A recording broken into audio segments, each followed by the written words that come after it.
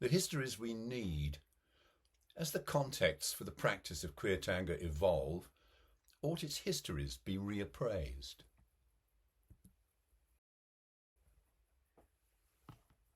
And we shouldn't get bullied into believing that people can be any sex they want to be. They can't. A man is a man and a woman is a woman. That's just common sense. Trans issues are currency in populist politics.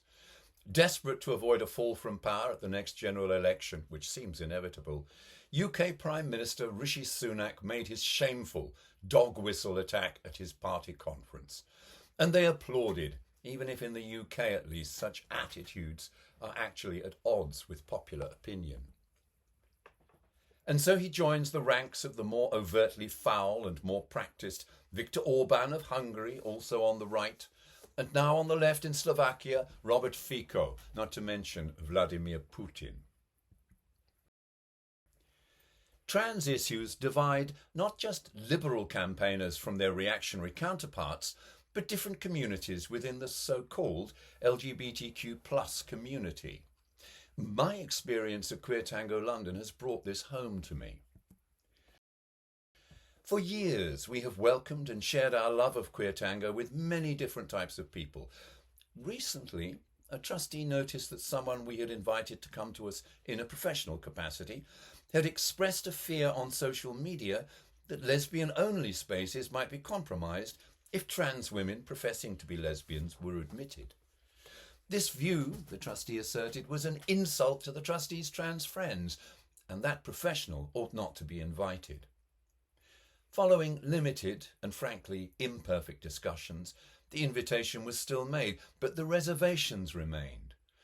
QTL are now holding discussions to arrive at a written inclusivity and diversity policy to enable us to operate along fair, consistent, open and coherent lines, with well-reasoned rather than making-it-up policies. While there are other legitimate LGBTQ+ concerns today, I have chosen to focus on trans issues. They are the toughest ones to struggle with, but I think they demand the attention of queer tango dancers. Accordingly, I am asking if, with regard to trans issues, queer tango is to remain effective as an agent of change in 2023 and beyond, to what extent ought we to rethink how we address historical material, which might inform what we think and what we do? Politics is the formal apparatus of societal change, midway between war, which it should prevent, and the everyday exchanges to which it may give expression. Queer tango, unlike its mainstream counterparts, has overt rather than tacit social and political objectives. As an historian, I divide queer tango's history into that which immediately informs the contemporary politically aware entity, its history, and that less directly relevant material which may help us understand its themes better, its prehistory, stretching back through the 20th and into the 19th centuries. Birte Haumüller and I have argued that most early queer tango dancers saw dancing as political. Queer tango emerged out of the feminist and gay liberation movements of the late 20th and early 21st centuries. It was conceived of as a riposte to the heteronormative constraints of the mainstream dance, where, from a feminist perspective, the man invariably led and controlled the woman who passively followed. In queer tango, by contrast, women could lead other women or men, while men could dance with each other, with women, and follow. Same-sex couples were the norm. From a gay liberation perspective, social embargoes on the erotic potential of same-sex couplings were lifted and given license. Queer tango offered remedies for dance floor injustices replicated in wider society. This diagnosis, if a little over-neat, was sufficiently convincing to serve as queer tango's rationale. I am 68. I came out in the early 70s, just as gay liberation was emerging. I confidently replied, "Gay man," to inquiries after my sexuality. I was young. I was not alone in mistaking the insights of my times as certainties, but they were not. The gay liberation movement, despite protestations to the contrary, neglected lesbians and women. An image of two men was its logo. Alternatives to male stereotypes were selective. Among trans identities, the focus was on drag and what men did rather than women. In time, it was gay liberation itself that was reformed. Changes in terminology serve as a rough index to changes in thinking how the landscape of sexuality could usefully be mapped out. Gay became gay and lesbian. No, lesbian and gay, bisexual, LGB, LGBT, LGBTQ, LGBTQI, LGBTQIA, LGBTQ+, but I'm missing out some permutations. I believe this monstrous growth of acronym-based terminology will die. Ultimately, it satisfies no one. It lacks precision. No one can easily summon the words, let alone the meanings, which each letter is claimed to stand for as the expression is uttered. And who is to say that today's version includes all the rich varieties of human sexuality? No one. It may signal modish alertness to issues of sexual identity, but it is doomed. Paradoxically, the term queer has a long way to go precisely because of its lack of precision, its ambiguity, and ability to mean different, sometimes wholly contradictory things all at the same time. Our tango is queer. I am queer.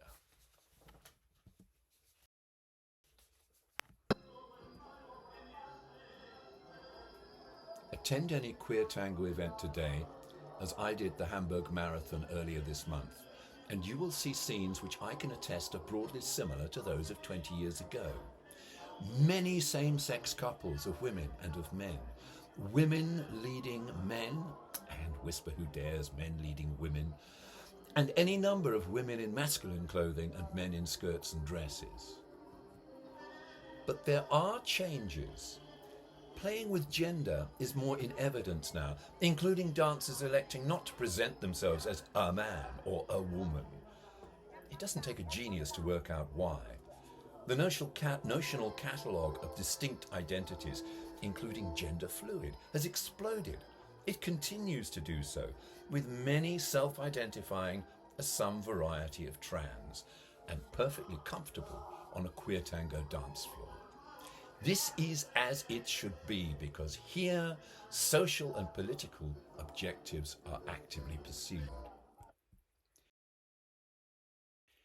Yet, as various flyers which I picked up in Hamburg reminded me, even this once clear distinction has become blurred. Mainstream tango has given birth to dual role or double role tango. That is, tango where roles are not ascribed according to gender. Totally in Tango, run by Julia Zasieva and Ludo de Creus, is perhaps the best known in Europe. Queer tango dancers have enthusiastically embraced this development. Some events identified as both queer and dual role. So, for example, the double role and queer tango New Year's party later this year in Helsinki. And next May, El Contrapunto, a queer and open role tango marathon in Berlin. The majority of dual role dancers are often women. Perhaps they still have more to gain from opportunities to lead than men have to lose if they agree to be led. These recent historical changes in both tango and queer tango only make sense in the context of wider social and political changes. That which happens beyond the dance floor is replicated on it. So that at a time when, as Rishi Sunak's cheap jive illustrated, political capital is to be made out of attacking respect for trans people. It matters that queer tango develops and adapts to provide a natural home in which trans dancers can be comfortable. In a disordered world, queer tango must continue to provide models of how such things could and should be organised. What then of history? We may as well begin with the obvious and its obvious limitations. Almost anyone on the edge of a tango dance floor will tell you, especially if they know you dance with other men, that tango started as a dance between men.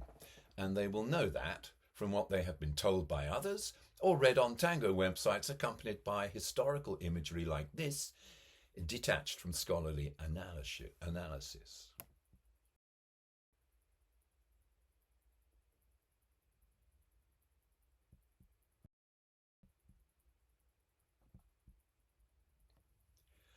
I have questioned the extent to which, according to that convenient mythology, men were just practicing with each other, improving their dance skills so that on and off the dance floors of early 20th century Buenos Aires and Montevideo, they might more effectively secure the favours of women.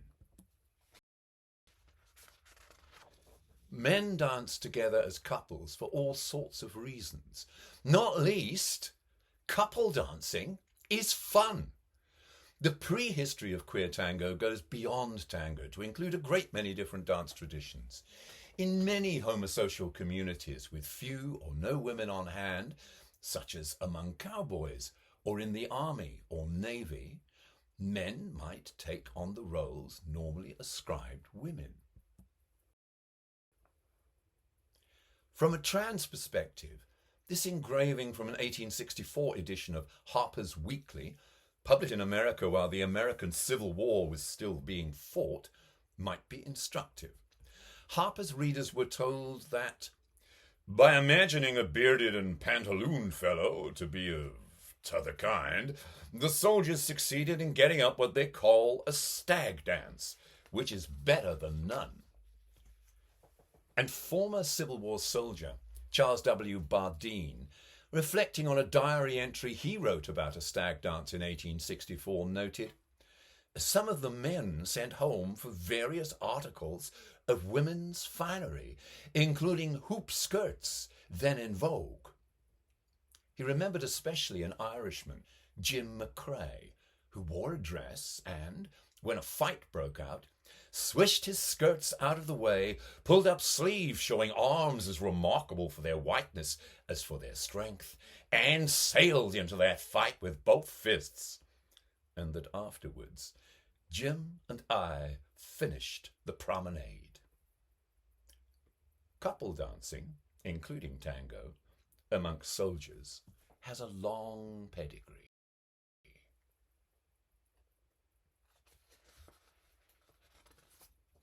And amongst sailors.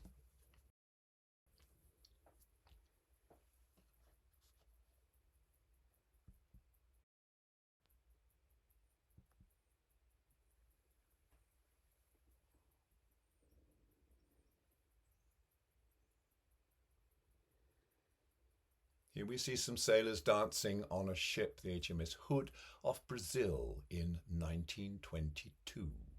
A very polite tea dance with officers and their ladies present. So, do we know their sexual orientations? We do not. And perhaps this lack of knowledge prompts thoughts useful to us in our thinking about trans issues today. Some of these historical men are taking on the roles of women and dressing and behaving like them, transvestites by any other name. And here we have it. As Manchester-based LGBT activist Paul Fairweather reminds us, the notional trans community of the LGBTQ terminology includes a great many disparate groups of people leading different kinds of lives, very different indeed from many of those referred to by the adjacent capital letters. The largest group in trans is heterosexual transvestites. Of course, the other limitation of this kind of historical evidence is its bias towards what men did in spaces controlled by and meant for men, whereas contemporary trans issues mostly rage around spaces intended for women and, as the QTL example illustrated, the extent to which trans women might penetrate them. Critically, it was the absence of women which provided these historical men with sufficient rationale for otherwise transgressive behaviour. The women and men of today who experiment with gender neither have nor need a shortage of conventional counterparts. They have chosen to explore other roles on and off the dance floor, and some exponents of the trans approach demonstrate, create new ones.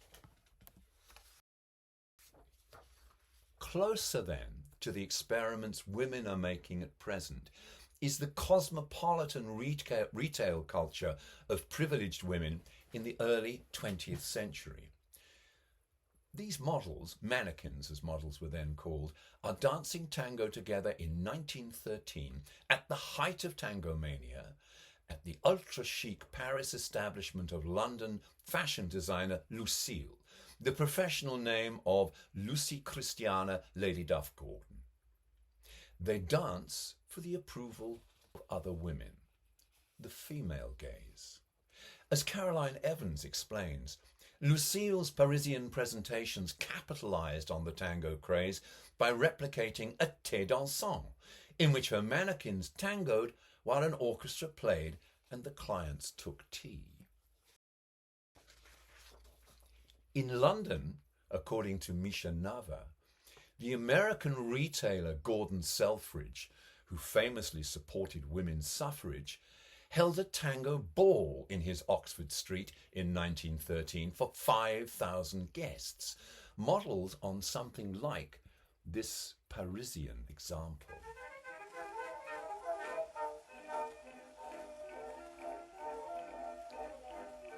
Beatrice Humbert asserts that tango was the detonator of a new morality.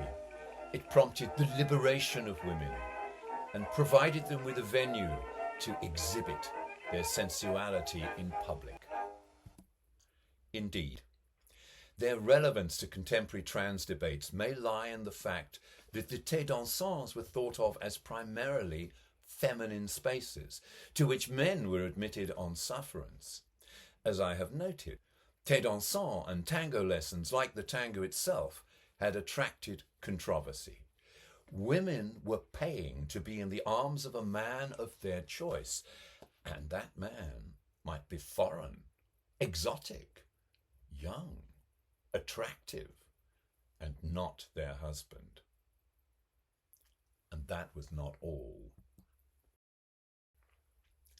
Robert Cunningham Graham, Scottish diplomat and sometime thé dansant attendee, asserted that Lesbos had sent her legions, and women exchanged intelligent looks, the colour of their cheeks accentuated when their eyes met unexpectedly those of another priestess of the secret cult.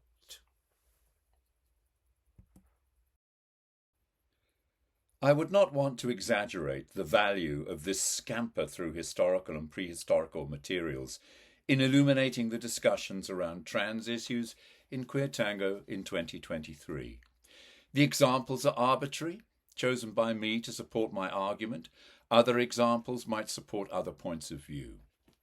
Even so, I hope I have shown that if we who dance queer tango are to acknowledge its histories and ascribe them significance, we need to be open to new interpretations and to less obvious examples. These heterogeneous histories do not neatly lead us to one stable position on anything. Yet in arriving at views on trans issues, that heterogeneity may itself provide a clue as to how we might think and act if we are to remain effective as agents of change. Because it seems to me it is the easiest thing in the world for right-thinking people to identify and condemn, as I have here, those with whom they disagree. And while that may help in identifying or creating an enemy, and forming oppositional alliances, it is unlikely of itself to change the enemy's minds. Nor indeed will conventional politics, which more often generate heat than light.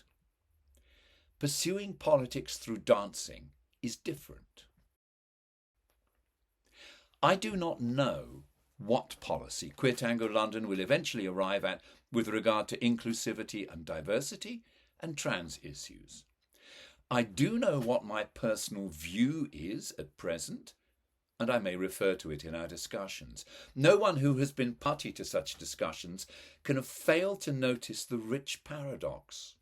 In practice, policies of inclusivity and diversity, however high-minded, are often policies of exclusivity and uniformity. That is, in this case, deciding who to admit to our dance floor and choosing people like us. As I recently argued in a passage headed "I Danced with a Trump Supporter" in my recent book on queer tango politics, I am an advocate of radical inclusivity. So, not just dancing with nice people who already agree with us on every particular, but dancing with people who hold slightly different, very different, or even totally contrary views. Why? Because prosecuting politics through social dancing, the physical embracing of one another and developing together as a couple a satisfying dance is, mercifully, a process in which no one speaks. Liberated from the burdens of language and representation, our wholly physical, potentially profound dialogue may help each party find out deeply significant things about the other. Are there limits to this? Of course there are. But perhaps these are what we should make up as we go along from real examples, rather than creating abstract, notional prescriptions based on no more evidence than hearsay and imagined thought experiments. I probably wouldn't dance with Viktor Orban. I would dance with Rishi Sunak, and who knows, as Rishi and I dance, I might learn almost as much from him as he will undoubtedly learn from me. And maybe we could build something on that.